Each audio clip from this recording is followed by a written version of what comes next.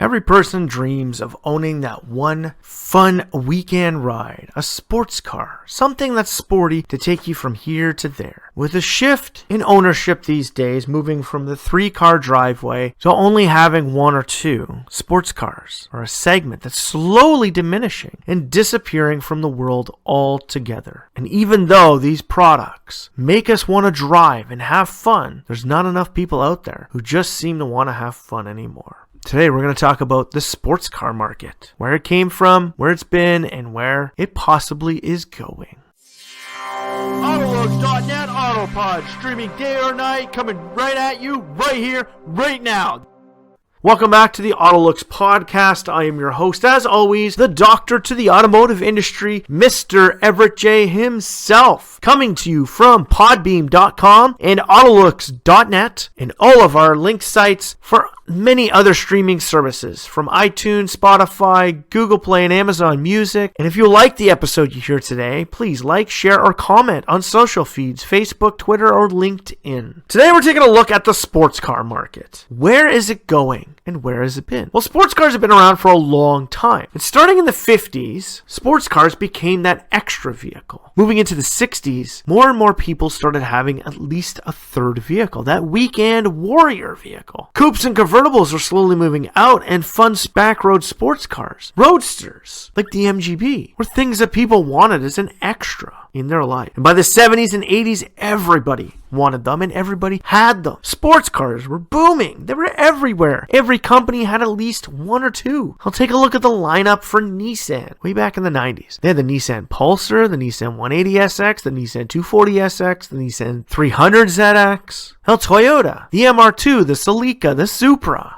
Everybody had sports cars. They were a thing. All kids getting out of school between the 70s, 80s, and into the 90s, their first vehicle, they wanted a 2-door fun sports car. Didn't matter if it was only 2 front seats or even if it had back seats. Back seats were even better because you could bring your friends. But this market is changing. We're now shifting away from the 3-vehicle driveway, and people don't want fun vehicles. As we outlined in our alternative lifestyle vehicles, the ALV marketplace, which is booming now, people want a vehicle that does everything. And moving into a 1-vehicle driveway. And with COVID set in and bringing people home, the use for even having 2 vehicles now just seems ridiculous, let alone having a fun sports car. So what happened? An entire generation that didn't want to own a first vehicle. How many people, even within my age group, do I know of who've only got their license recently? Waited until their 30s before they even got a license. Lots of them. And how many of my friends do I know of that even own sports cars? Myself included, I never even had one. I have a muscle car, but I don't have a sports car. It wasn't even my first vehicle. I had a 5-speed, was a sporty, but wasn't a sports car. I so badly wanted one. And like a lot of people I knew, even growing up in high school, a lot of gearheads went out and either got them, or they got coupes, or they got sedans. The demand wasn't there. And I started to know that in the early 2000s, when Toyota finally got rid of the MR2, and soon after it, the Celica disappeared. And with the Supra already gone, they had nothing. Honda got rid of the S2000. The Prelude was even gone. Even though it's a coupe,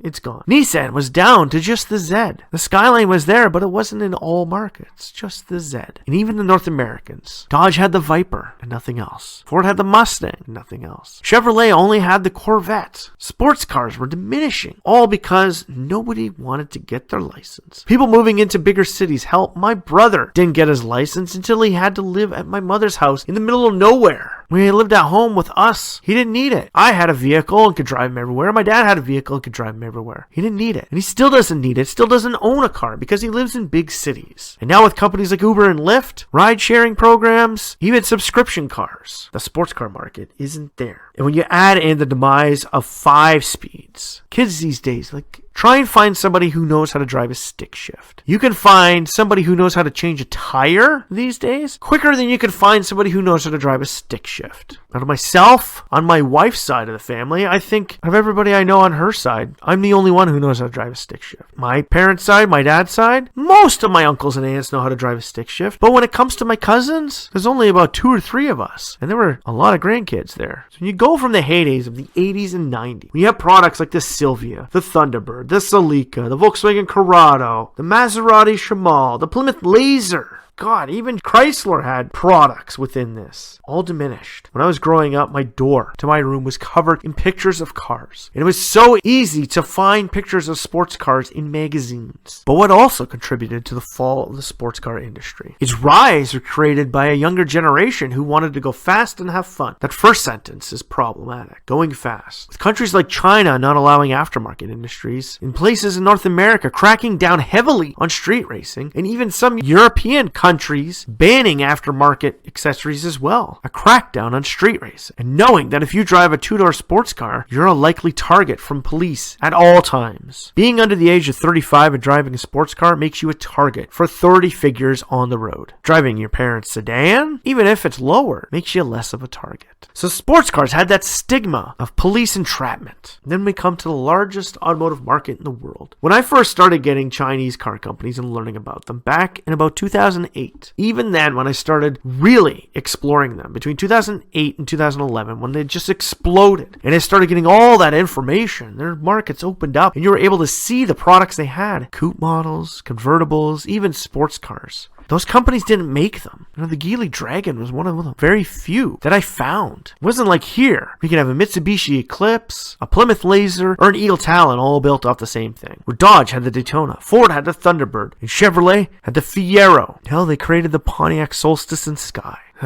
Mazda had the RX-6, the RX-8, the RX-7, the Miata. They had tons and tons of different sports cars out in the world. With a crackdown of law enforcement against street racing and countries full out banning aftermarket accessories, add to that the rise in urbanism, rideshare programs, sports cars were demising. Sure, Fast and the Furious brought new sports cars and new things to us, but it decreased our ability to get them. And with companies looking at that marketplace, seeing that they need to team up. Look at the Toyota Supra these days. The Supra is built on the same platform as a BMW Z4. It is the same product. The BRZ, the GT86, the MX-5, the Fiat Spider. Most sports cars today are built in collaboration with even other companies' products. Hell, General Motors did that when they released the Pontiac Solstice. They teamed it up with the Saturn Sky, which also had a Daewoo counterpart, which also had an Opel counterpart. They teamed it up because they needed to make profit off of it because the profit margins just weren't there for the amount you were going to sell. And as I get closer to my 40s, I start to realize that even people in a midlife crisis these days, they don't go out and buy a sports car.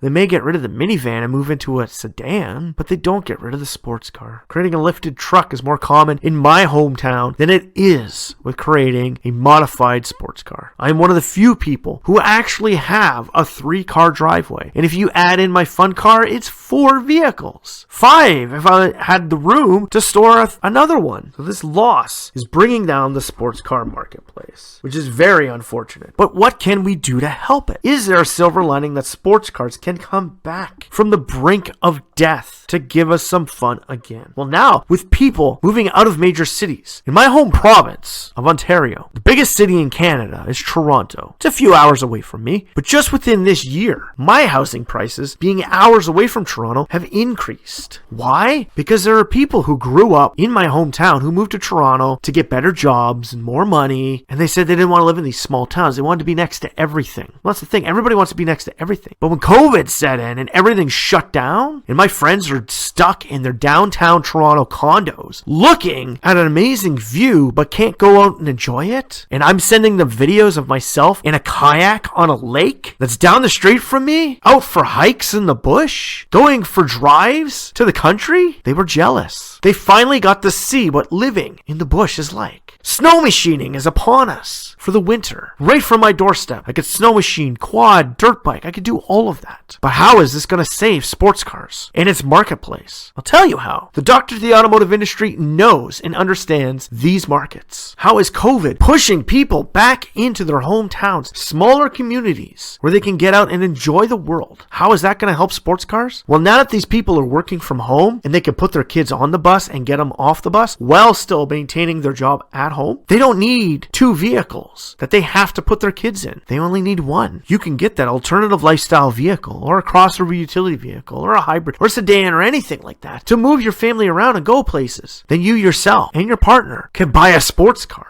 If you're both working from home, like my wife and I were all summer, I chose to get my fun car back on the road this year. Why? Why am I going to pay for this big burly V6 four-wheel drive truck when I could park it and take my little four-cylinder pocket rocket and go drive to the store when I want something? It was fun. It was enjoyable. And because I don't live in a city congested with people, I can open her up. I can have fun. The rise of suburbanism in the 2020s will bring an increase in demand to the sports car market again. And considering the fact that millennials are getting close to midlife crisis time, it is a perfect chance for car companies to exploit their extra hard-earned money now that their kids don't need babysitters. And by having sports cars, a company like Mazda, who still has the MX-5 Miata out there, is going to make money. And everybody says this virus was a horrible thing for the economy. There are benefits to being shut down and trapped in your house. Exploiting this market through the GT86, BRZ, Miata, Spider, Boxster, TT could help bring back the sports car market. Give us something fun. And hell, it could even get more people interested in driving a stick shift. Sports cars aren't just about a status symbol. They're not about showing off your power and how much fun you like to have when you're not working. They're also a great way to enjoy your weekends, to enjoy that horrible drive to that horrible job you got to go into because you hate everything there. When I had to go back to work, I drove my pocket rocket to work. I hate going to work. I hated the environment. It's stressful. I'm on edge all day, working as an estimator, having so much crap thrown at you, being yelled at, inside sales, outside sales, managers all day. The second I stepped foot inside my fun little pocket rocket, with the illusion of that sports car appeal, and flying out of that parking lot, even though it's 8 minutes for me to get home, it was the most enjoyable 8 minutes of my day. When I got home with a smile on my face, my wife knew I was happy. When I come home now that the car's parked, I come home grumpy and miserable that I can't work from home and do this permanently. But with a sports car, I had fun. That is something that could save the sports car market and bring back some of the famous names like the Mitsubishi Eclipse, Eagle Talon, 3000 GT, Dodge Stealth, MR2, Pulsar, Fiero. Hell, they can even bring back the CUDA nameplate. The Honda S2000. Hell, Honda needs to bring the S660 here. 240SX, the 180SX, Thunder, the FTO. Think about it. All the cars that have left us, they could all return because now we don't need two full drive vehicles to get our kids in and around. We can now have a fun date night vehicle. And with all of us moving to urbanized areas, we're going to want that. Because as the world starts to open up after all of this, people are going to want to go out and enjoy life. And that's where products like camper vans, RVs, full-size pickup trucks, and even sports cars are going to make profit. So in the end, is there a world for sports cars? Do they have a future? Can they make it in the world today? Well, until COVID happened, sports cars seemed like they were a dying breed. But now with more and more people being able to work from home, sports cars just might have a future in the automotive world. So from AutoLooks.net, we have to say sports cars are one of our favorite segments. We love them. We want them. We've had fun in them. We know we've never actually fully owned one, but the ones we have been in and driven are amazing. And they are something that you need to have in your life. And when you hit that midlife crisis, don't look at that 20-year-old. Don't look taking off on a vacation for yourself. Buy yourself a fun little sports car and go drive around the back roads with your spouse. You can both come home with a smile on your face from not just driving around the back roads, from,